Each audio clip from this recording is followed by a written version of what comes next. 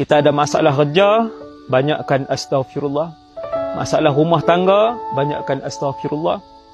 Kita ada masalah adik-beradik, banyakkan astaghfirullah. Kita ada masalah perniagaan, banyakkan astaghfirullah. Kita tertekan dengan anak-anak, banyakkan astaghfirullah.